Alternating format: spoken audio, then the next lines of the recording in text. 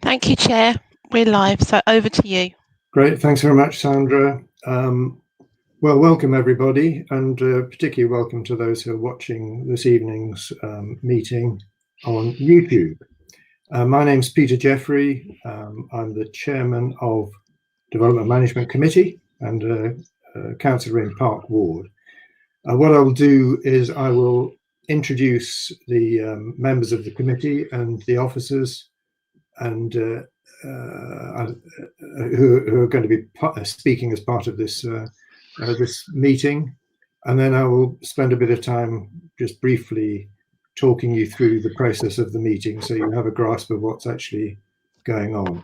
So the planning committee is made up of myself, Councillor Steve Johnson, who's the Vice Chair, and then Councillor Nigel Bell, Councillor Karen Collette, Councillor Favour Ezefadi, Councillor Hastrick, Councillor Mo Mills, Councillor Jenny Pattinson, and Councillor Ian Sharp.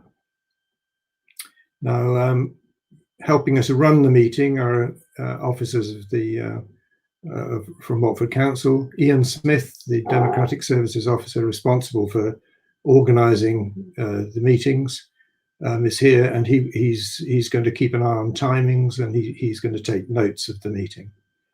And we've got Sandra Hancock, who's keeping an eye on the IT side of things and making sure that we're connected into YouTube. We're welcoming today for the first time Tom Debrashian, who's the new head of Place, who's just recently been appointed. And we also have Ben Martin, the head of Development Management, and Paul Baxter, the Major Cases Manager, who will introduce the two applications. There are also speakers for and against both of the applications, and I will introduce those when we get to the proper agenda items.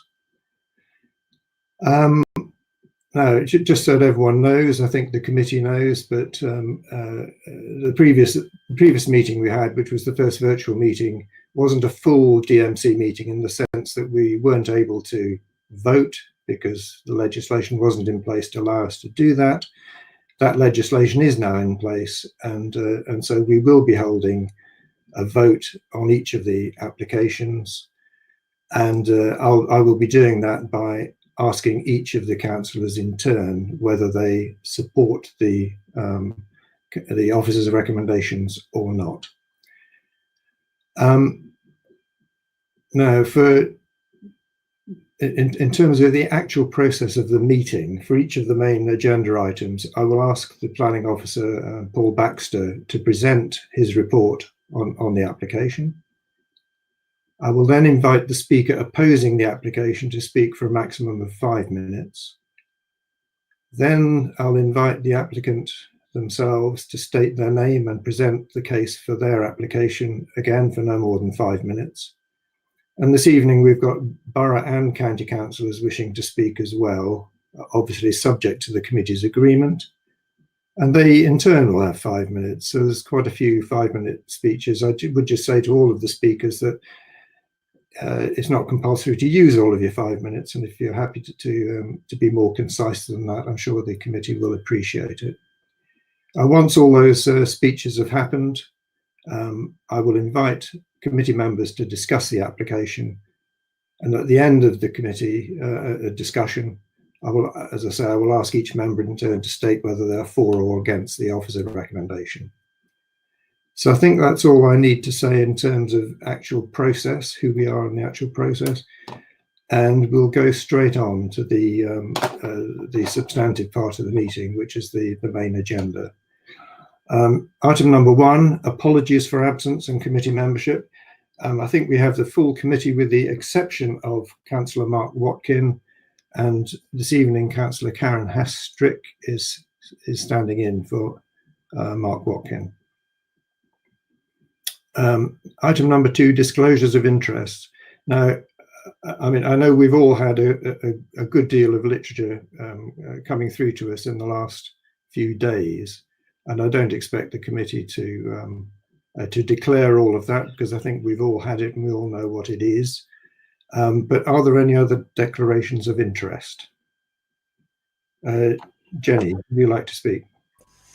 I would. It's not necessarily an official declaration of interest, but I wanted, in the spirit of openness and transparency, to note for the minutes that my partner's cousin does work for the company plan for the St Albans Road BMW garage development, although he has had no involvement whatsoever with this application.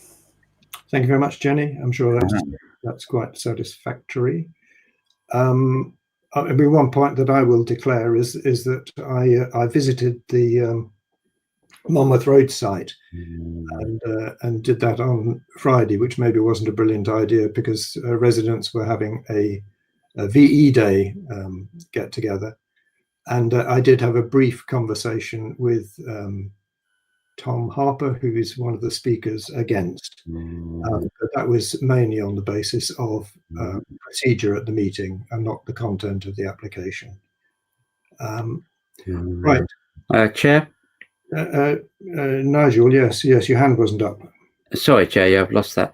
Yeah, just to say, I did have a conversation with Mr. Harper on the telephone yesterday, and I listened to him and obviously said I received all his information and that I would, I understood all his concerns, or the residents' concerns, but obviously I couldn't say what my views are after the debate would be, and I think he accepted that.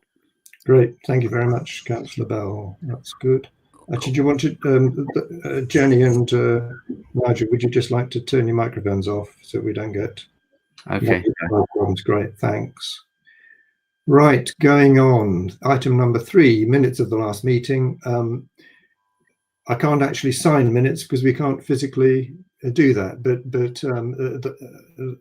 minutes for the meeting on the 1st of April were circulated. You've all seen those. And we just ask whether you are happy with those minutes, and if not, would you like to indicate now? Happy, Chair. Thank you. Okay, I take it that everyone is happy because I'm not seeing anything otherwise. Great. Okay, well, we'll go straight on now to item number 4, 9 to 19 Monmouth Road, and I will ask Paul Baxter, Planning Officer, to introduce the scheme. Chair, sorry to interrupt, Stephen, but Steve Bolton's messaged me saying he's struggling to get into the system because he's not been sent the link for the meeting. I'm in now, Stephen. I've got the link. Okay, where Thanks. I'm not seeing you, Steve, at the moment. At the bottom, you're Chair. down the bottom. Jolly, I've got you there. Great, thanks very much. Okay, Paul, away you go. Thank you, Chair. Can you see the presentation on screen? Yes. I can. Has that worked? Yes. Yeah. Okay, excellent. So the first application road, and the proposal is for the demolition of the existing 6 houses on the site and the erection of a Part 3, Part 5, Part 7-storey building comprising 57 residential flats.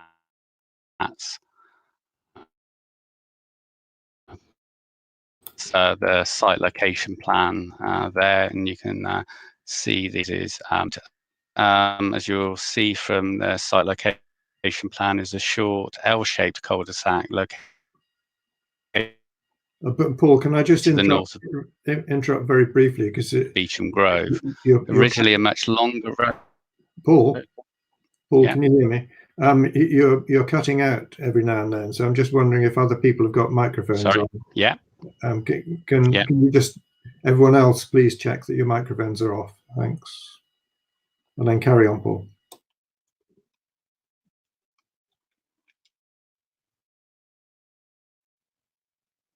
Okay, Paul. Sorry. Okay. Let me know if I do keep breaking up.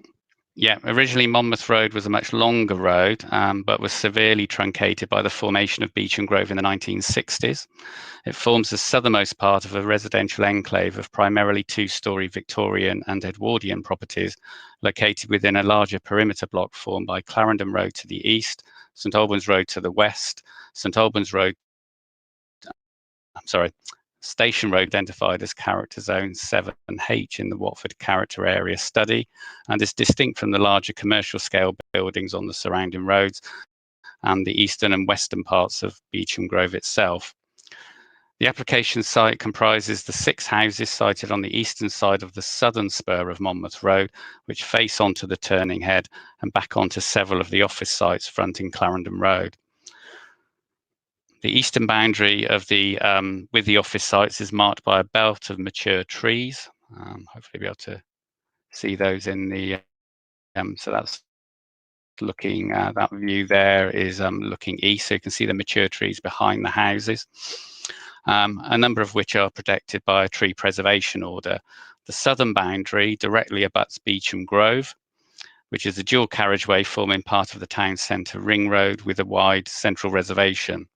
The frontage of Monmouth Road to Beecham Grove is in contrast to the surrounding road frontages in that it comprises rear and side garden boundaries and 2 areas of grassed open highway verge with trees, with no direct vehicular or pedestrian access between Monmouth Road and Beecham Grove. All access to Monmouth Road is from Albert Road North and the adjoining St John's Road. You can see on that aerial image there, I don't know whether you can see my cursor, the 2 areas of highway verge which contain a number of trees adjoining the site. As such, the site can be considered a transition site between the domestic scale buildings of the residential area to the north and the wide open dual carriageway of Beecham Grove.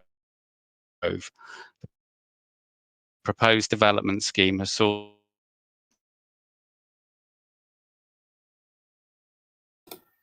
site is located on the edge of the defined access to the town's. You're breaking up again, Paul. I don't know if there's anything you can do. Watford. Saying my broadband connection is okay, but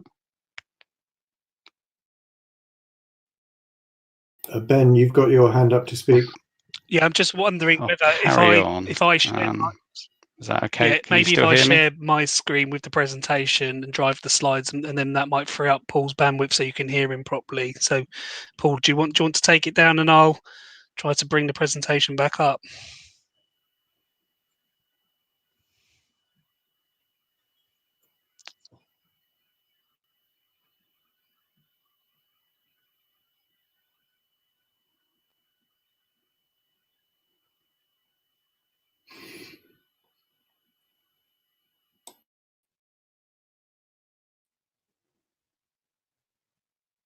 Is that okay if I carry on now? Looks okay to me. Okay, I'll carry on. Let me know if you lose me. The site is located on the edge of the defined town centre in a highly accessible institution, in accordance with the policies of the MPPF and the adopted core strategy, as well as the emerging policies of the draft local plan. It's a suitable location for higher density, car-free or car-light residential development. The proposal provides 57 residential flats with a density of 271 dwellings per hectare.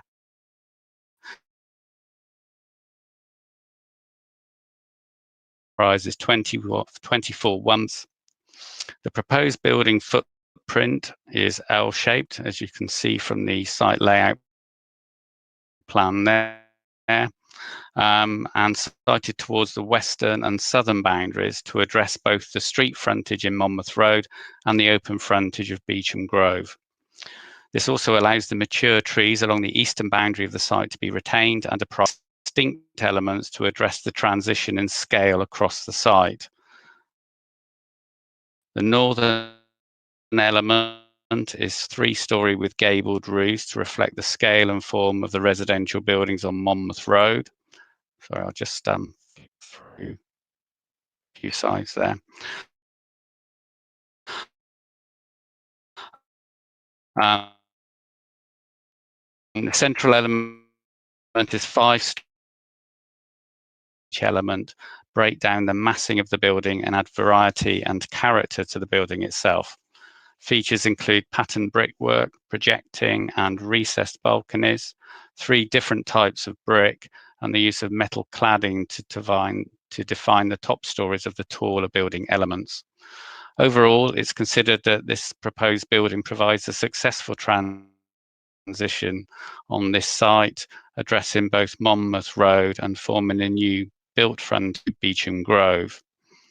I'll just flick back through the floor plans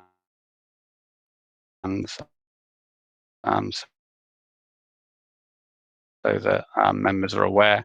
The yellow flats are the 1-bed flats, the blue flats are the 2-bed flats, and the purple flats are the 3-bed flats. And as you can see, the building steps up in terms of its northern part building and a second core.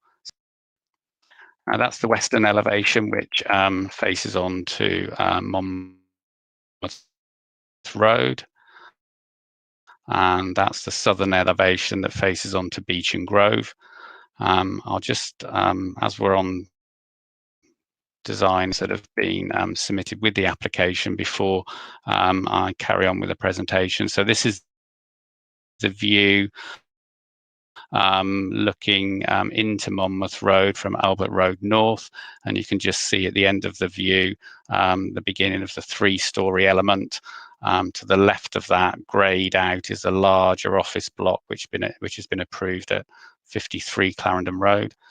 As you progress down Monmouth Road, you start to see the 5-storey element, and then from the bend in Monmouth Road, you can see all 3 elements of the building, and you can see how the building line steps out as the building goes up, and you can see the differences in fenestration and materials from that view. And then just to take you around the other side to Beecham Grove, this is the view with the current trees within the highway. There's a conifer tree there that does actually largely obscure views of the building. But if those trees are taken out, you can see how the building addresses Beecham Grove as you travel south from St Albans Road.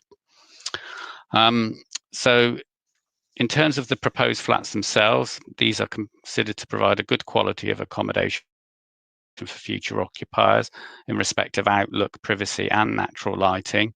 Whilst there are inevitably some compromises arising through the layout of the site and the retention of the mature trees, these are not considered to undermine the overall quality of accommodation provided.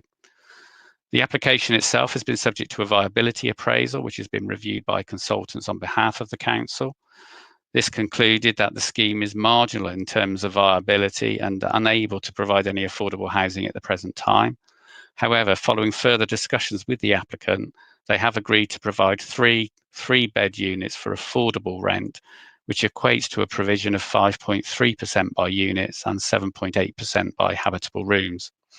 In light of the conclusions of the viability review, this is considered a welcome and acceptable level of provision. The proposal is largely car-free. If I just flick back through to the layout plan, you'll see 2 disabled parking spaces have been provided on site in the northern corner, fronting onto Monmouth Road. This provision allows the existing 4 CPZ parking bays to be retained outside the site. The site will be serviced from the existing road and turning head, as are the existing houses. In conclusion, the proposal is considered to be an appropriate and acceptable intervention on this site and is recommended for approval, subject to the Section 106 heads of terms and the conditions at Section 8 of the report, and also subject to the additions on the update sheet, which I'll now refer to. So hopefully members will have received the update sheet. Can members see that displayed on screen as well? Yes. Yes. Yeah. Okay, excellent, thank you.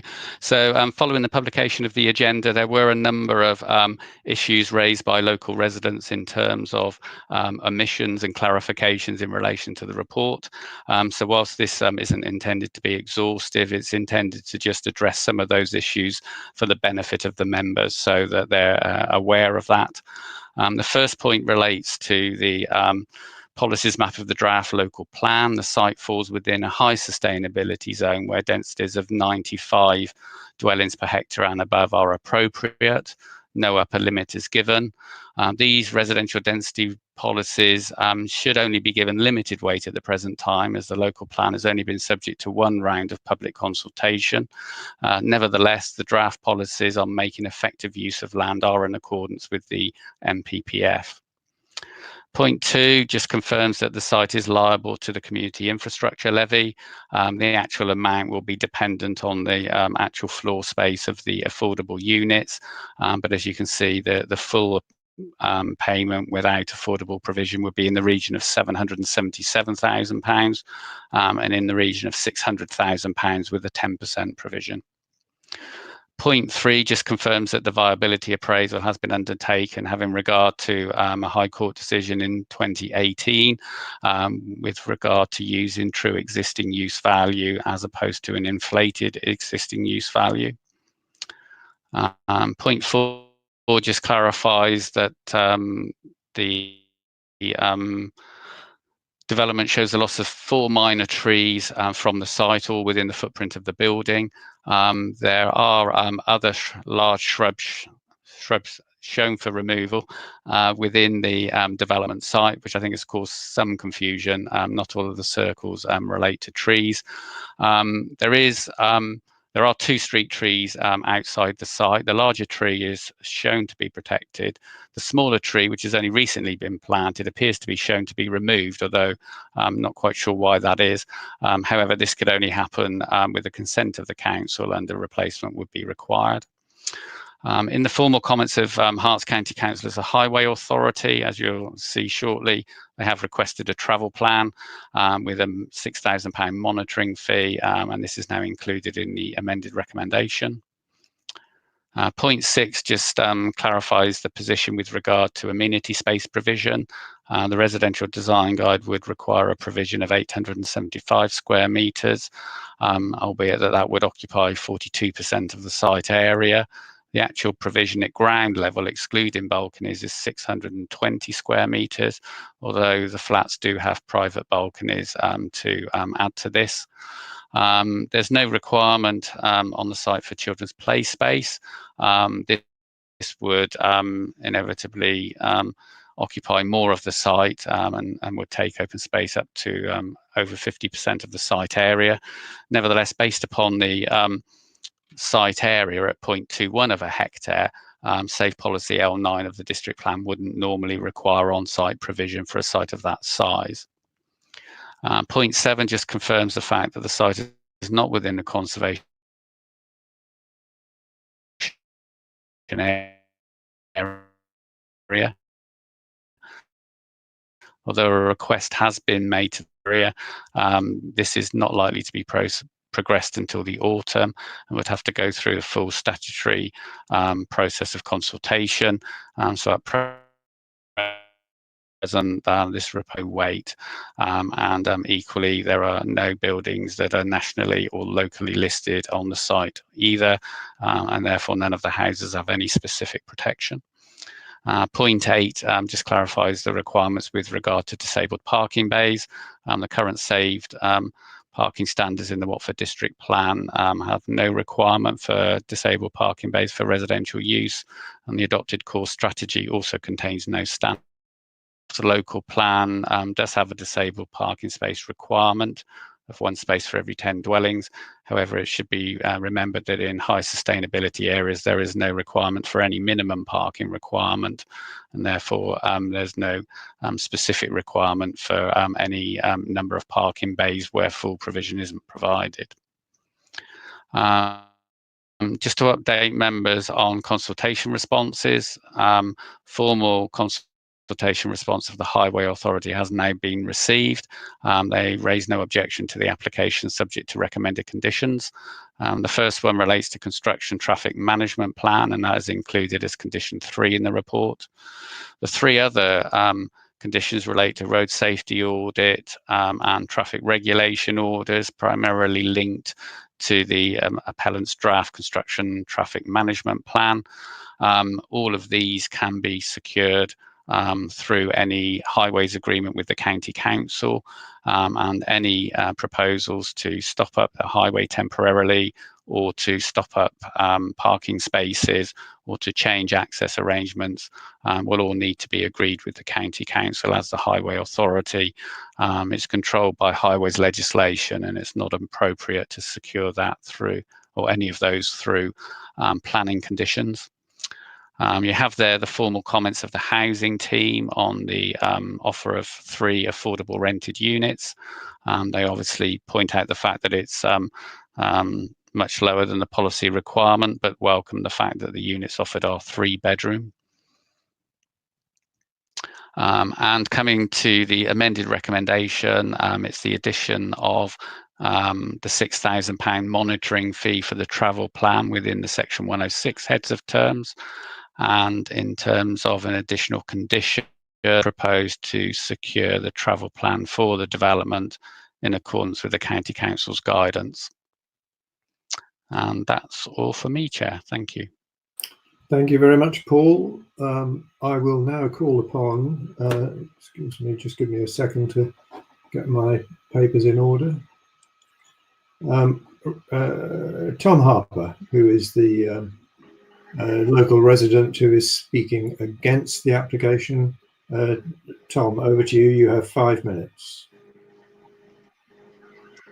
Thank you, Mr. Chairman, for allowing me to address the meeting on behalf of the Watford Central Town Residents Association. We believe that the application should be refused for the planning reason that the building's inappropriate height, scale, density, design and materials do not relate to the character of its immediate surroundings, and as a result will harm them and the amenity of its residents and neighbours. The area in which the site is located is a 2 to 2.5 storey Victorian residential area set in a tight urban grain with strong consistent building lines constructed of red brick and yellow stock with slate and clay roof tiles, bay windows and private gardens. In contrast, the development is a block of 57 flats rising to 7 stories, covering 1/5 of a hectare with considerable massing, towered elements and contrasted materials. It's this profound clash that will harm the character of Monmouth Road area, which the site is both located in and accessed exclusively through. Tellingly, the planning officer concurred with us in his pre-application advice to the developer. This stated, and I quote, "It forms part of Monmouth Road and the wider residential enclave, is accessed from this area and will be read as part of this area. The proposal needs to relate to the existing road and the wider residential context, rather than the large-scale offices of Clarendon Road, which the site has no relationship to. Although the houses and office blocks sit in close juxtaposition, they are nevertheless part of very different urban character areas. There's no physical or visual link between the two areas. In the same way, there is no link between the cul-de-sac of Monmouth Road and the dual carriageway of Beecham Grove, which is vehicle dominated with no pedestrian access despite their close proximity." End quote. No subsequent alterations to the scheme have been significant enough to invalidate this advice, which anyway describes the site and not the building to be placed on it. Now, I've no wish to embarrass the officer, but it's surely the case that his initial reaction was and is the correct one. Indeed, the case officer's statement reflects the council's own residential design guide that the context of a proposed site is the character and setting within which the site exists.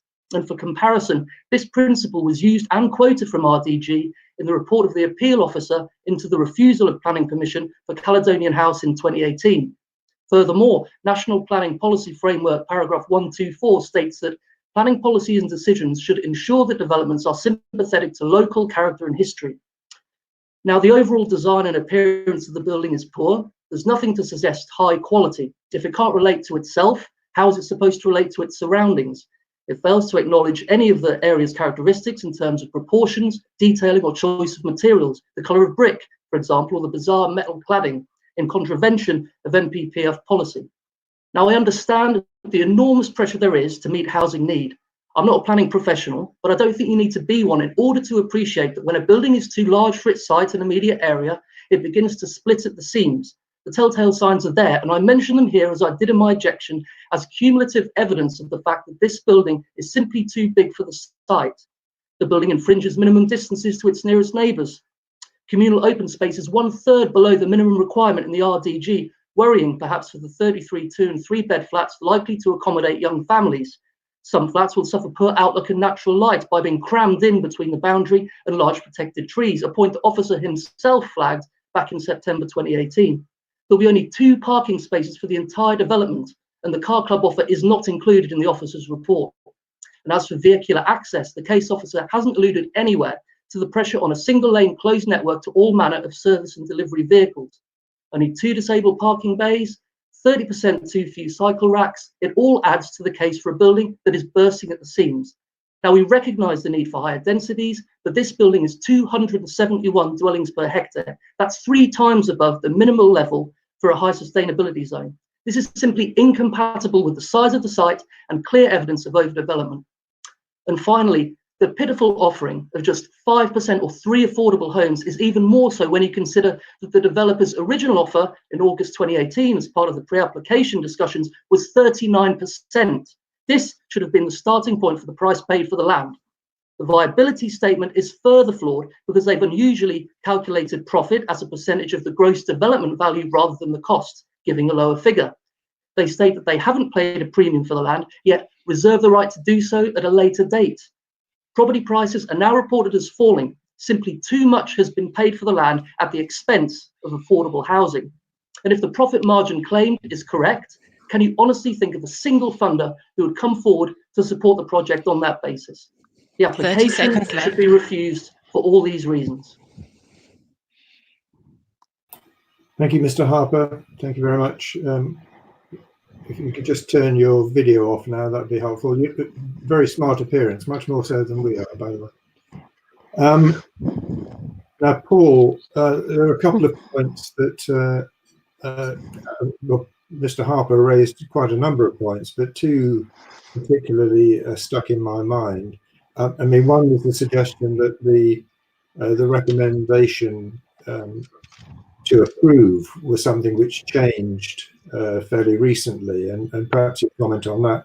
And the other one was a sort of factual issue, which is Mr. Harper said the scheme infringes minimum distances, but my understanding or my reading of the report suggests that isn't the case. But perhaps you could just comment on those 2 things.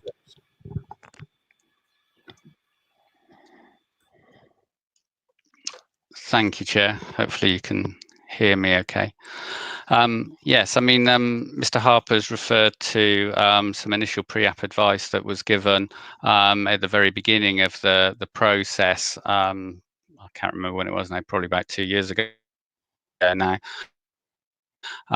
when the applicants came in with a very different scheme. I don't know whether members have received, I believe they have, just an information leaflet from the applicant in support of the scheme, and it shows a scheme that was provided or proposed for the site of 80 units. In the initial response to that, to really take a cue from the office buildings in Clarendon Road rather than the residential enclave. Our initial response was that was the wrong approach for the site. Obviously, the scheme before you tonight is very different to that. We've been through a long pre-application process with the applicants to modify the design, and it's now broken down into scale has been brought down at the northern end to 3 stories. Scale's been brought down across the whole building for that matter, and the number of units has come down from 80 to 57. So from that point of view, we feel that the approach taken, which was to address the Monmouth Road frontage and consider an appropriate response to the Beecham Grove frontage, is a much better response and more appropriate response for a new building on this site than the approach that they were initially proposing, which was more related to the scale of buildings on Clarendon Road. And it's not unusual during the pre-application process for officer advice to change. The more information we're provided with, the more informed a decision we can make. If somebody just puts a drawing in front of us, then we will give an initial reaction. But if they put more information and justification to us for the scheme being proposed, then it enables us decision. And it's not unusual for pre-application schemes to go from one of negative comments to one of support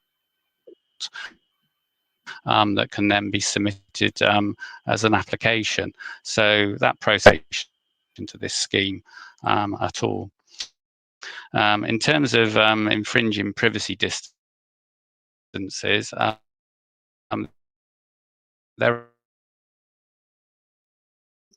so if you look in paragraphs 618 of the report, there is an infringement of the council's normal 27.5 metre privacy distance in relation to the flats at 7A Monmouth Road in Fisk House. So that is detailed in the report at paragraph 6.18. Infringement in terms of privacy distances, and there in the report we argue that the infringement is not considered to be significant to unacceptably harm the amenities of the occupiers of Fisk House, and we don't feel that that is substantial enough to merit a reason for refusal. If that's helpful, Chair. Yes, very helpful. Thank you for that clarification. I will now call on Richard Henley, HGH Consulting, who is going to speak for 5 minutes maximum on behalf of the applicant. Over to you, Mr. Henley. I hope everyone can see me. Chair, members, good evening. I'm Richard Henley, a Chartered Town Planner and the agent for the applicant, Santok Homes. Thank you for the opportunity to address you in support of the officer's recommendation to grant planning permission and to respond to the objector's comments this evening and over the course of the application process. This has been a long journey to get to this point from when we started on the scheme back in October 2017. We have worked collaboratively and proactively with senior planning officers to significantly amend the scheme in response to their advice and local residents' feedback through the pre-application process and post-submission stages to propose a high-quality design scheme for this previously developed accessible town centre site. We fully recognise and appreciate that this development will lead to a change to the current form and layout of the 6 existing properties in Monmouth Road. But this section of Monmouth Road was altered substantially in the 1960s when the link road severed its direct connection to the town centre and created a new urban edge to the link road. Over recent years, Watford Council has approved schemes which have altered the traditional character of Watford, and this process of change and transition continues with substantial developments in the vicinity of Monmouth Road, in Clarendon Road, St Albans Road and the town centre. In response to the public exhibition and ward council consultation, the scheme increased the provision of 3-bed family units to 7, compensating for the replacement of 6 existing properties. With 58% over half the units being for larger 2- and 3-bedroom units, the proposed mix supports the objective for creating mixed and balanced developments in the town centre. In relation to design, I appreciate this is a matter of subjective judgment and local opposition, but national guidance in the NPPF on achieving well-designed places is very clear at paragraph 127 that development should optimise the potential of sites to achieve an appropriate amount and mix of development, and at paragraph 130 that design which accords with the clear expectations in planning policies should not be used as a valid reason to object to development. The transitional form of the development appropriately reflects the 2- and 3-storey traditional scale of Monmouth Road at the northern end and sensitively steps from 5 stories and to 7 stories with a curved edge closest to Beech and Grove. By complementing the prevailing form of urban edge development, the proposed scheme is entirely appropriate in the context of other built and approved significantly higher density developments fronting onto Beech and Grove and St Albans Road. Notwithstanding the inaccuracies of the visualisations presented by the objectors, the retention of mature trees adjacent to Beech and Grove in the foreground and on the eastern boundary with Clarendon Road The development will be appropriately softened and provide a high-quality landscape setting and visual amenity for the residents. In light of the site's excellent accessibility, the scheme is proposed to be virtually car-free, with only 2 disabled car parking spaces on site, which is supported by Herts Highways and responds to the expected reduced reliance on the car in the future post-COVID-19. In response to the objections, this is an entirely appropriate site for car-free development, which compared with other road frontage schemes does not require direct access onto Beech and Grove and will generate less car trips, movements onto Monmouth Road compared to the existing houses. Notwithstanding the affordable housing viability undertaken by the council's independent advisors, Aspinall Verdi, the conclusion that the development was unable to provide any affordable units, the applicant proposes 3 ground floor, 3-bed family size affordable rented units to meet an identified need for family affordable on-site with private amenity area. Contrary to the comments of Mr. Harper, the viability exercise was carried out strictly in accordance with viability guidance and based upon existing use values of the 6 properties as required following the High Court judgment on the Parkhurst case in Islington. The development will make an effective use of land to meet the need for housing in a highly sustainable and accessible location to Watford Town Centre and public transport, supporting the proposed car-free development. The design is not featureless, reflecting traditional pitch roof forms, a palette of materials, and 2 clear architectural languages as the building transitions to higher density with a well-articulated and proportioned central and frontage form of development. The scheme complies with BRE daylight sunlight standards and no objections are raised by the highways, tree and drainage consultees. 30 seconds. Overall, the scheme achieves a high level of compliance with design and amenity standards, while some flexibility and appropriate planning balance needs to be given on such town centre sites when seeking to deliver much needed housing in an efficient and higher density context.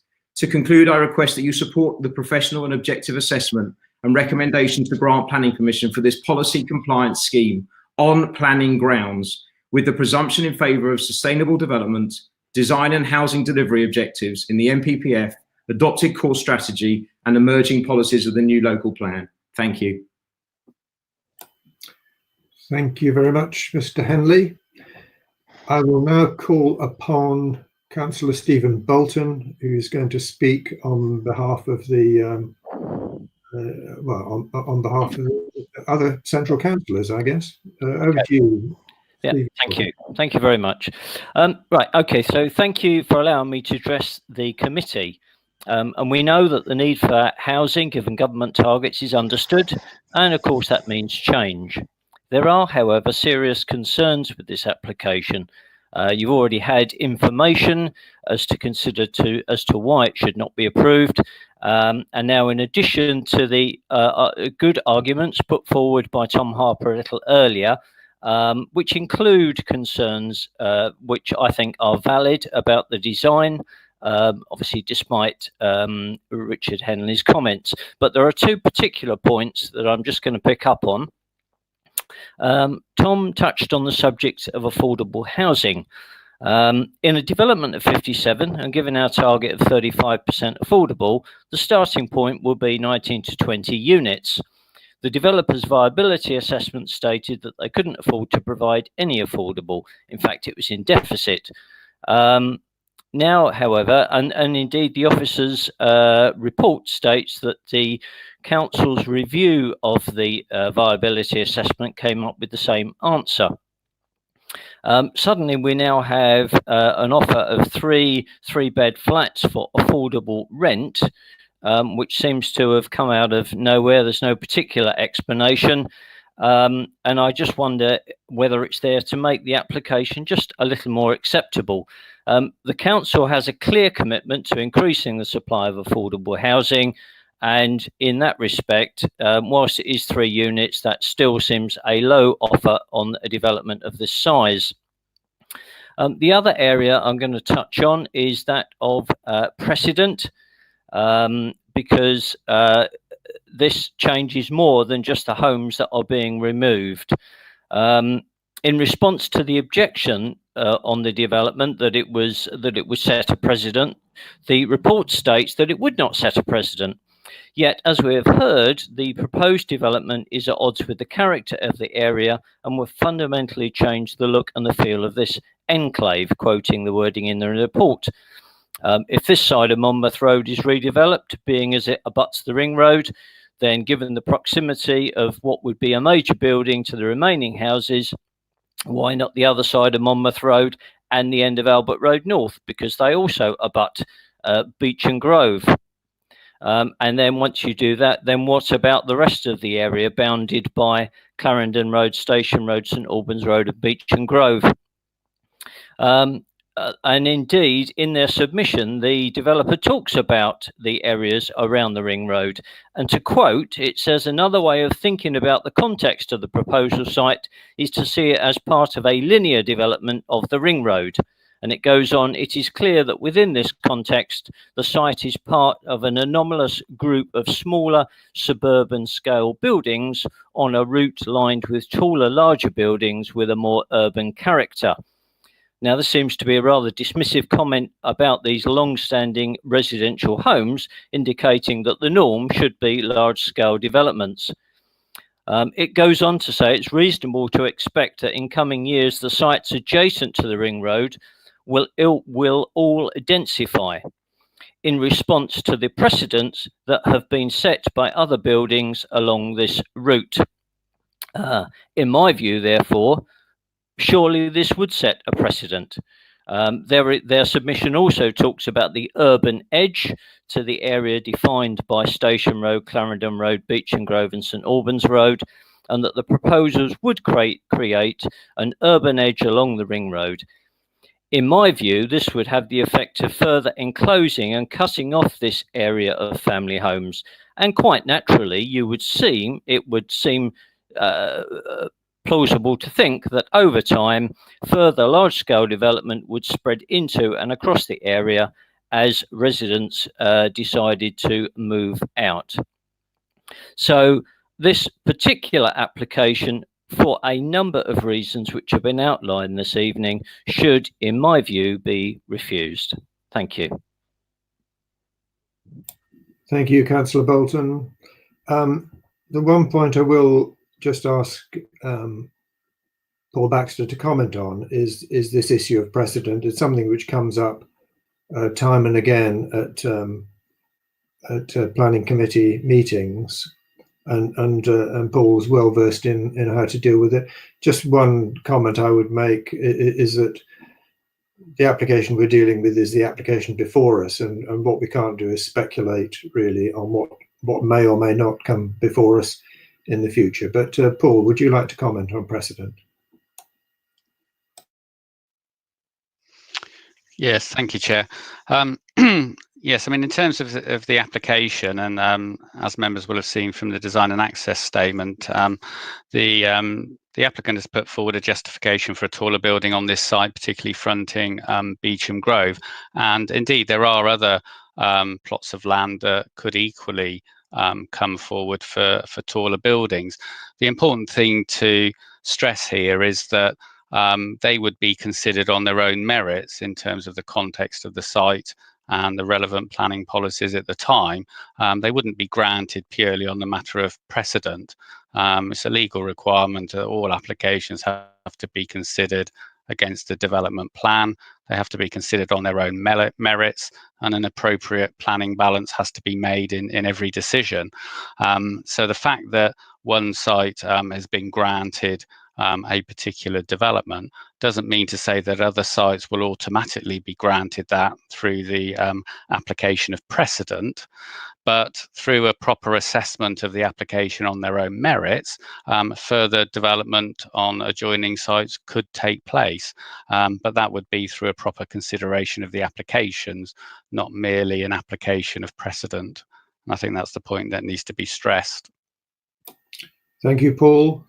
And finally, on the list of speakers, I'm going to invite County Councillor Stephen Giles Medhurst to address the meeting. Again, you have 5 minutes, Stephen.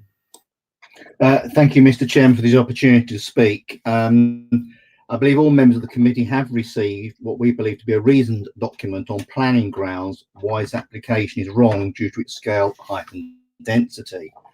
And if I may quote some bits from the National Planning Policy Guidance, it says in para 127 that the policies and decisions should ensure that developments will function well, add to the overall quality of the area, are visually attractive, are sympathetic to the local character and history of the surrounding built environment and the landscape setting. Similarly, paragraph 130 says permission should be refused for developments of poor design that fail to take the opportunity of improving the character and quality of the area and the way it functions. I think those are two key points. There are others in paragraph 131 as well as the framework, as well as your local policies in terms of UD1, HS3, and indeed sections 7.1, 7.2, 7.3 and 7.4 of Watford's residential design guide, why we believe this application should be refused. And we've set those reasons out. We understand the government pressures for development for increased density. Indeed, much of it has been centred on the area that we represent, and indeed more as planned. We have, despite some concern, on occasion supported or accepted much of it being required, including the high-rise and denser developments along Clarendon Road. And indeed, had the developer come along here and proposed, say, 12 or even 18 three-storey townhouses, rather like Ladies Close, the other side of the ring road, I doubt I or others would be here tonight. Yes, they would be of a higher density, but a smaller scheme would have dealt with the many policy breaches and at least respected the character of a residential, mainly two-storey area. And in this regard, this area is an established local character area as already defined in your own character area study, area 7H. And it is clearly separated, as indeed has been displayed already on screen tonight, from the high-rise developments in Clarendon Road by the large established tree screen, and it is also, which is referred to in that document. And indeed, as already been mentioned, these proposals in this area should relate to the existing road and residential area context rather than large-scale offices in Clarendon Road. Yet the developer's application seeks to justify, in particular, the 5- and 7-storey elements by the fact there is high-rise in Clarendon Road, i.e. the president of the high-rise in Clarendon Road is now being used to justify a new development of 5 and 7 stories in this section of Monmouth Road. As you all know from yourself, this is a key route into town with a tree screen along Monmouth, shielding the current existing 2-storey houses almost totally, apart from in midwinter, and the tree bank behind it equally shields the Clarendon Road office buildings. This is a distinctly different area from Clarendon Road. It provides a pleasant green entrance into the town. That view will be disrupted by the elements of the 5- and 7-storey blocks of development, particularly on to Beech and Grove, which will then be faced, in my view, and indeed the view of others, an unattractive municipal type building with grey metal cladding in stark contrast to the existing green wedge. Equally, a 7-storey building at the end of the cul-de-sac will present a false point of reference for pedestrians and cyclists and confuse actual legibility of the area. The residential design guide mentions community communal space, and indeed that's referred to in the report here. There should be 875 square metres of communal space, 620 square metres is provided, well deficient. The use of balconies cannot really overcome that loss of communal space. There is a lack of children's space, given there is 2- and 3-bedroom units proposed and the expectation of children in those units. In normal circumstances, yes, we could probably accept there should be less if there's a nearby park that they can use. However, there isn't. The nearest public open space in terms of parkland is Casbury Park, 0.61 miles from the site to its entrance, and requires crossing 2 dual carriageways or the use of underpasses. The next nearest is Waterfields Recreation Ground or Raglet Road playing fields, both 0.7 miles away. The walking distance, according to the RAC, to both the entrances to both these areas is between 13 and 18 minutes. Therefore, where will be acceptable reach of families with young children requiring short-term play space? Clearly, a less dense development could have met those standards, and that is exactly the point. Okay. I find it, I won't mention about the highways because a number of issues have been raised in relation to those, but a less dense development here, and it's already mentioned in your preamble, we don't need to over-rely on what is the emerging policy. I ask you to refuse the application. Okay.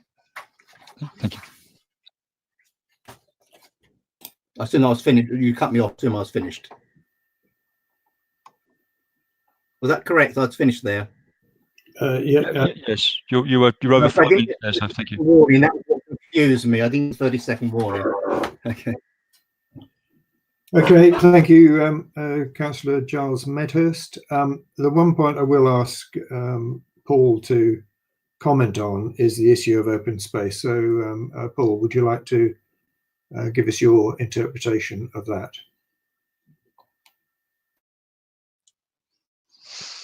Yes, thank you, Chair. I've tried to give a bit more detail on that in the update sheet at point number 6. As you can see there, the requirement would be for 875 square metres, a ground level amenity space. 620 square metres is provided, which actually for a central town site is actually very good. A number of other sites, such as the Fiat Garage site at the junction of St John's Road and St Albans Road, for example, provides very limited open space, much less than the 620 provided here, which is also supplemented by private balconies for each of the flats as well. So for a central town site, the provision here is actually quite good.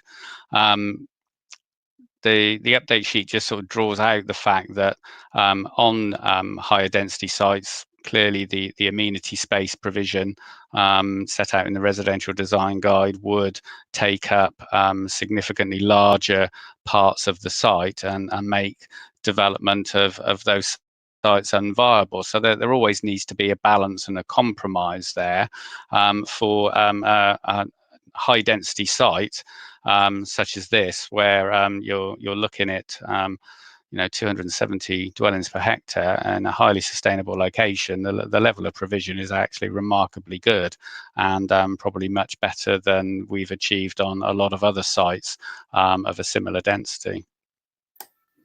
Thank you very much, Paul. Now, I'm not going to speak very much on this one, but I will just say a few words on the way I see the design before I hand over to the rest of the committee. My analysis is that I'm just to start at the beginning. This began as a much larger scheme, and certainly I had major concerns about it in previous iterations. I do think the changes that are taking place shift it to my mind, from being unacceptable to being acceptable, and I justify that thought by, a phrase has been used several times this evening about this being a transition site, and the way I see it is that where you get this situation where housing comes right up against commercial, and the housing is always going to be under a certain amount of pressure from taller commercial development, and whatever goes on this site, in a sense, has to face two ways. It has to try and relate to the scale of the rest of the area in terms of residential, but on the further reaches, on the outer edges, it really has to also have a dialogue of some sort with the commercial in Clarendon Road, accepting the fact that that is in Clarendon Road and not in Monmouth Road. But the way this has been handled on this proposal, starting with 3 stories, which to my mind fit in perfectly comfortably with the residential scale, moving up to 5 stories and then up to 7 stories works pretty well in terms of massing. So I don't really have a problem with that, and I almost see it that the 7-story element would act as a buffer, an interface between the harshness of the ring road and the quiet nature of Monmouth Road. I think, having visited the site, it seems pretty clear to me that Monmouth Road is actually in two parts. The first leg with housing on both sides has quite a different character to the further reach, and this site actually is visually quite separate from the rest of Monmouth Road, and my reading of it is that actually the visual impact of this will be fairly low. I mean, and I think we've heard from Paul Baxter that the direct impact in terms of overlooking and light angles and all that sort of thing comply with policy. So I really struggle with finding any design reason to refuse this application. Yes, it is quite different in character, but then you would expect that. I mean, the rest of Monmouth Road was built more than 100 years ago, so we're not going to start replicating Edwardian houses in 2020. So there is bound to be, when a site is up for redevelopment, it is bound to change the character, and there's no getting away from that. And the question is this acceptable from a design point of view? Certainly in terms of massing, I find it perfectly acceptable. Now, one thing which does concern me, or did concern me, is I really don't think the drawings have helped. And I know that's not maybe the main issue as far as residents are concerned, but there's a starkness about the elevation drawings and so on, which doesn't communicate effectively the quality of what they're intending. And that's to some extent ameliorated by the illustrations, the sort of little 3D detail bits, which are visible in the officer's report. And it is helped by the new CGIs, which Paul Baxter showed us earlier on. But one point I would make, one thing which has changed, is that we've included, or Paul Baxter's included quite a long clause in clause 11 in the conditions, which calls for much more detail to be submitted and approved on all sorts of things, from the details of the facades, the balconies, the entrances, the eaves details, soffits, gutters, parapets, copings, and all sorts of things which aren't evident from the submitted drawings, but it's all those details which really go to make this a success or not. So conditions have been put in there to make sure that quality is actually going to be delivered on this scheme, and I hope that will reassure members. I don't think I've got anything more particularly to say, but I have to say at the moment I'm minded to agree with the officer's recommendation. So I will hand over to the to other members of the committee, and the first one to speak is Councillor Johnson. Thank you very much. Yes, I mean, I'll be honest with you, I've listened to the arguments for and against. I still haven't made a decision on this one. I'll go for what is in favour of this application. The fact that the officers are recommending approval, the fact that it, apart from the affordable housing aspect, it is policy compliant. The officer actually says the proposed development has been designed to support the transition between the Edwardian houses and the open dual carriageway through its use of scale, design and materials. It is considered that this is successfully achieved, and that's our own officer saying that, so I think we have to bear that in mind. But on the other side, it's not providing the correct amount of affordable housing, and when you look at the density of the application, I would expect them to actually make far more of an offer.